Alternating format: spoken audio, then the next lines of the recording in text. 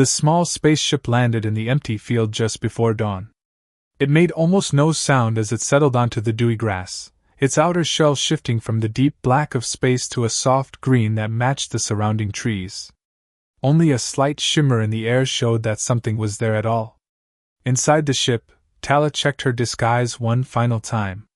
The blue skin covering now looked exactly like human skin. Her 4-fingered hands appeared to have 5 fingers.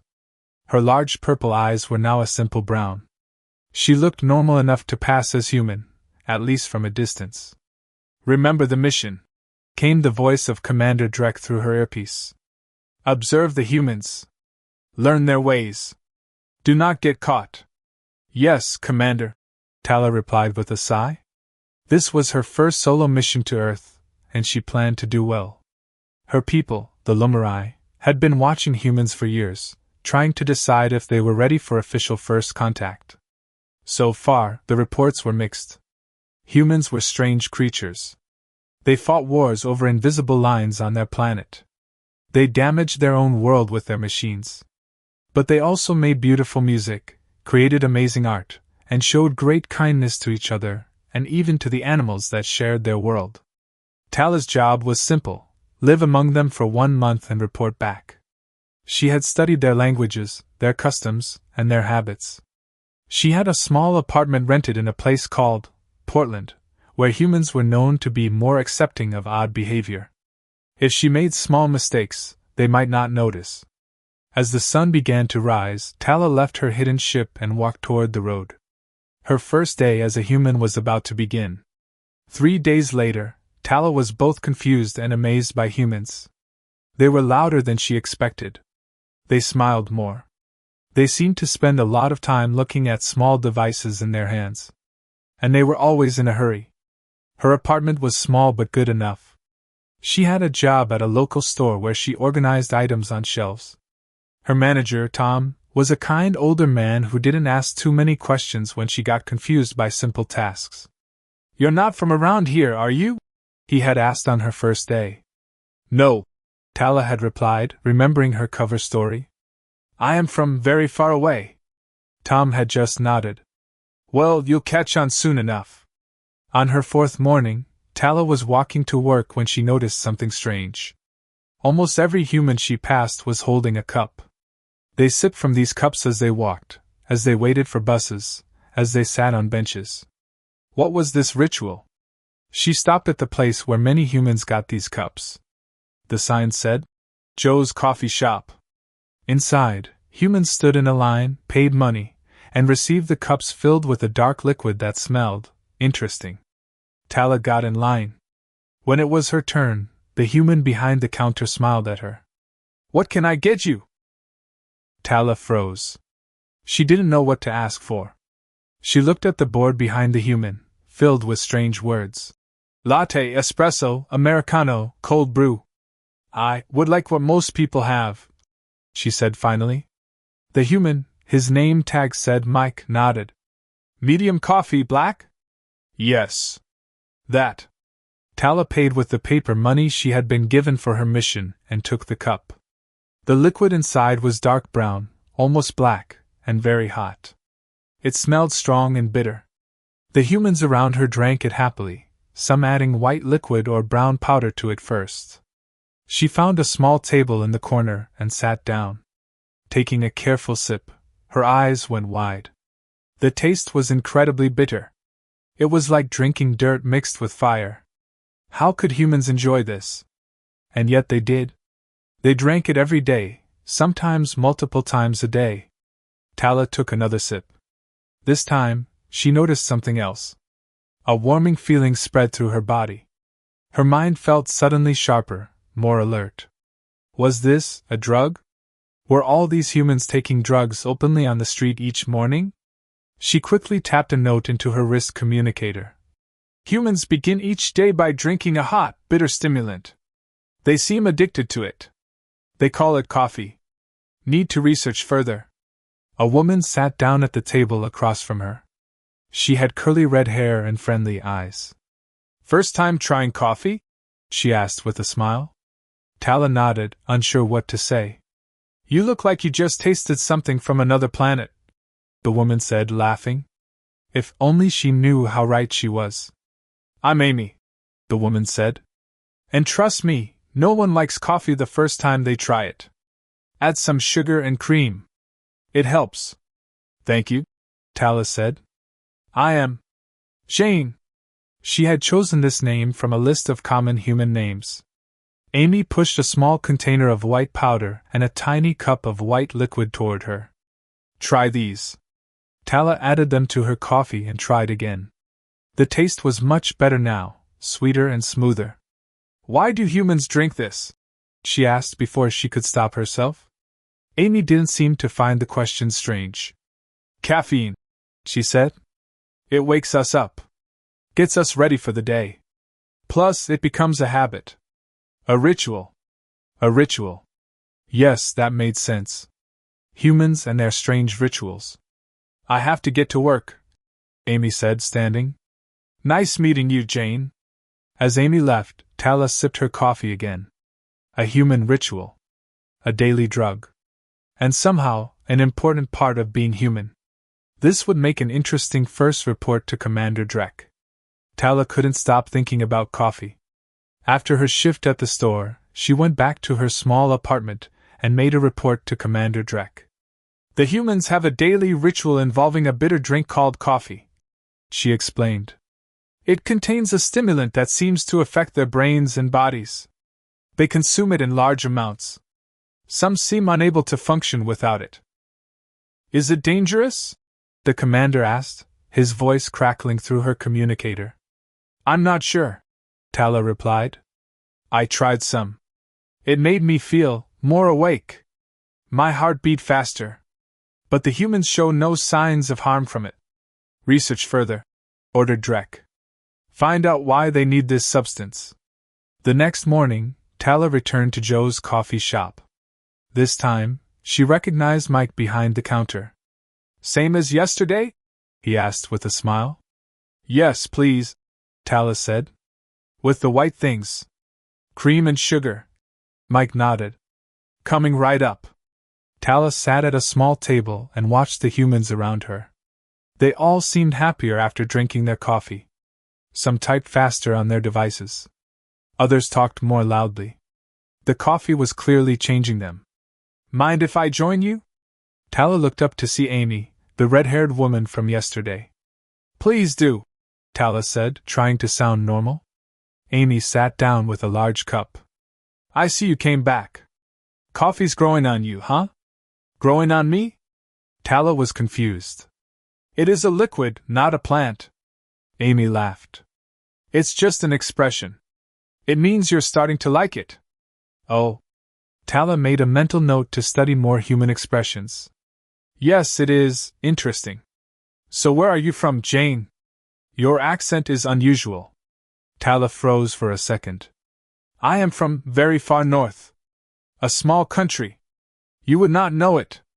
Try me. I love geography. It is called Lemuria. Tala winced at her mistake.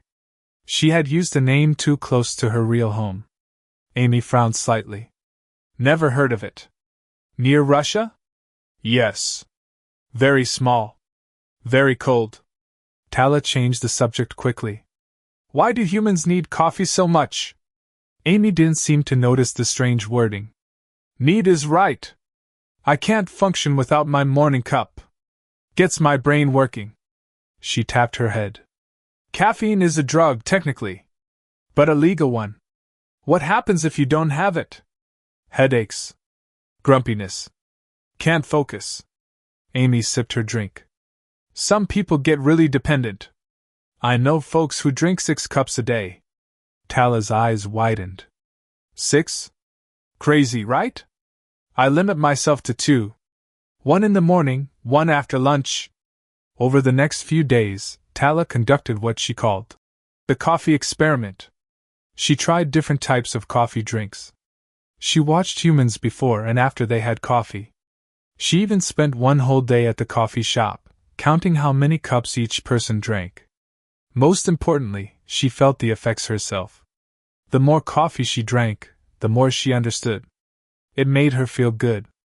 It made her think faster. It helped her blend in with the busy humans all around her. On her 10th day on Earth, Tala realized something surprising. She was looking forward to her morning coffee. She had developed her own human ritual. And she had much more to learn about these strange, coffee-drinking creatures. 2 weeks into her mission on Earth, Tala had become a regular at Joe's coffee shop. She knew the staff by name. They knew her order: medium coffee with cream and sugar. Some mornings, she even chatted with other customers. She was fitting in. But today was different. As she entered the coffee shop, Mike called out, "Hey Jane! Want to try something special? We just got a new coffee from a small farm in Colombia." Tala hesitated. "Is it very different?" "More flavor notes. Hints of chocolate and cherry. Trust me, you'll love it." Humans were always talking about coffee this way, as if it were something precious. Tala agreed to try it, and Mike handed her a cup with a proud smile.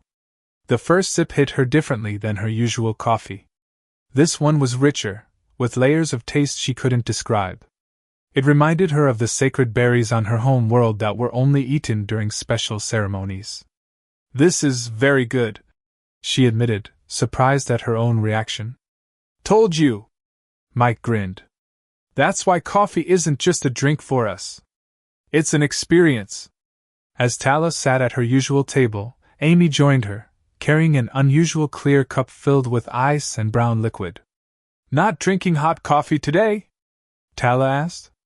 "It's too warm outside. This is cold brew. Want to try?" Tala took a small sip from Amy's offered cup. The taste was smoother, less bitter than hot coffee. "This is also coffee? But cold? Different brewing method. Takes longer but makes it less acidic." Amy studied Tala's face. "You know, for someone who had never tried coffee before, you sure ask a lot of questions about it." Tala felt a moment of panic. Had she revealed too much interest? "I am writing a paper. About human habits. Are you an anthropology student or something?" "Yes. That exactly." Tala nodded quickly, relieved at the perfect excuse. "Well, coffee culture would make a great subject. Did you know there are entire countries whose economies depend on coffee exports? And coffee houses have played huge roles in revolutions and political movements throughout history." This was new information. "Coffee is political?" "Coffee is everything." Amy laughed. "Ritual, pleasure, business, addiction, art. It's deeply woven into human society." That evening, Tala made a more detailed report to Commander Drek. "Coffee is more complex than I first thought," she explained. "It's not just a stimulant drink. It's a social binding agent. Humans gather around it. They use it to mark transitions in their day.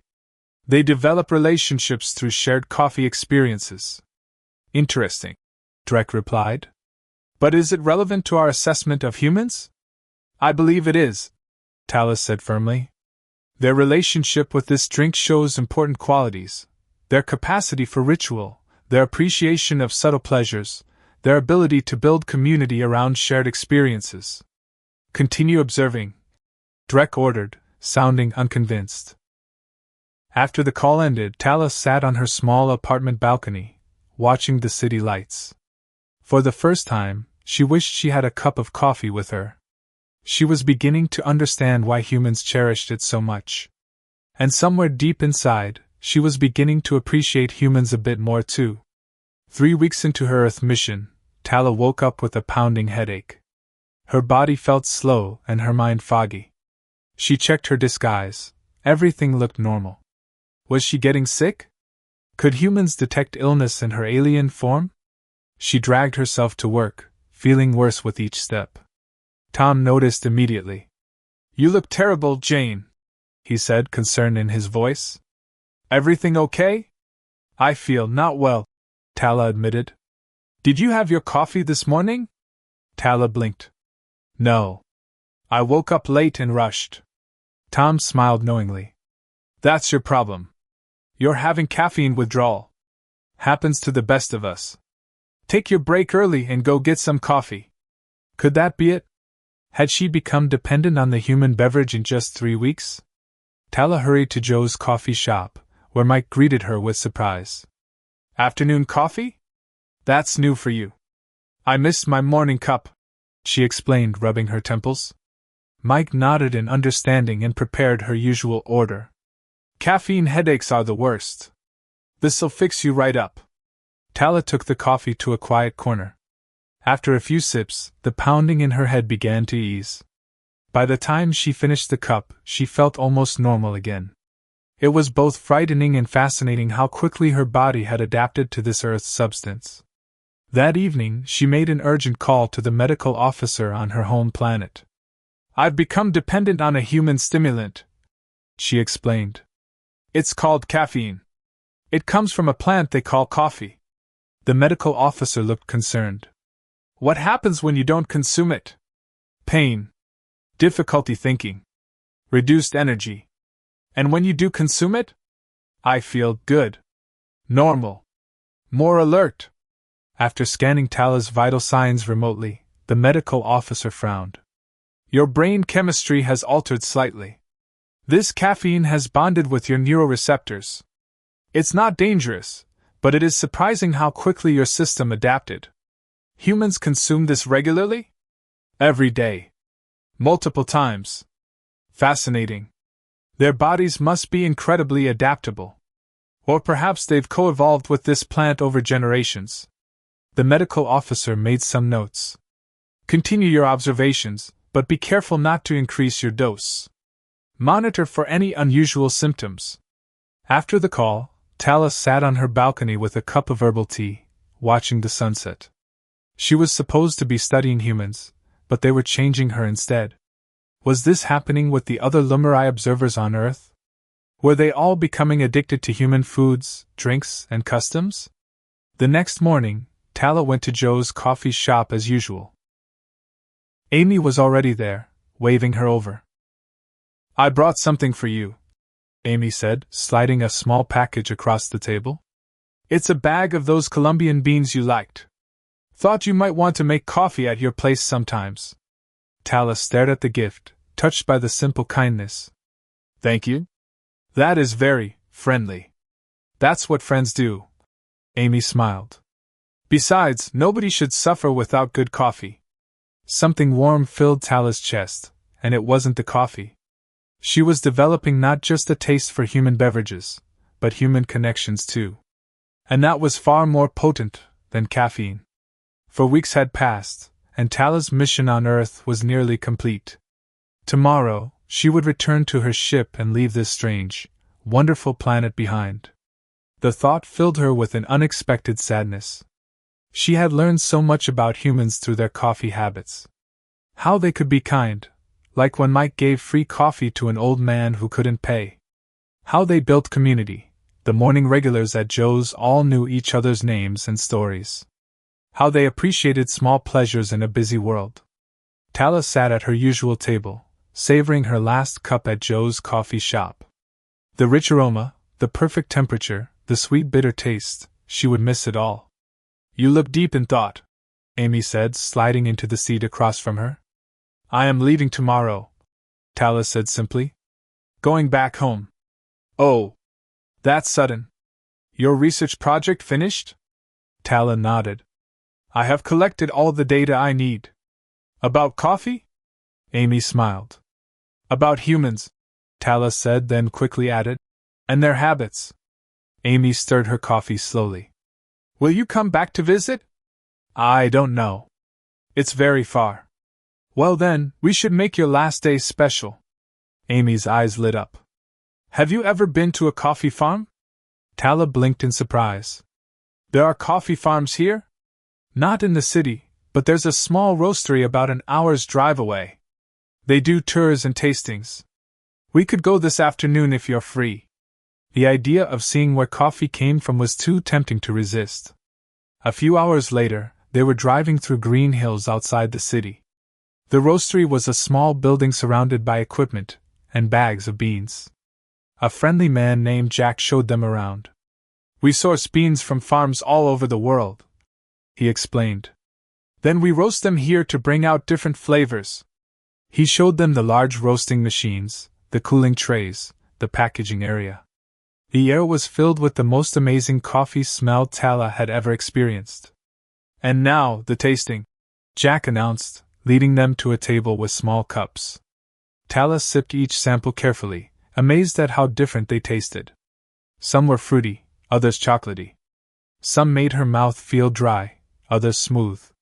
"This is my favorite," she said, pointing to a medium roast from Ethiopia. Jack nodded approvingly. "Good choice. That one has notes of blueberry and jasmine." As they drove back to the city, the sunset painted the sky in beautiful colors. Tala clutched a bag of Ethiopian beans Jack had given her, a souvenir she couldn't take home but wanted anyway. "Thank you for today," she told Amy. "It was perfect." "That's what friends do," Amy replied with a smile. That night, Tala made her final report to Commander Drek. "I believe humans are ready for contact," she said firmly. "They are complex, adaptable, and capable of great kindness."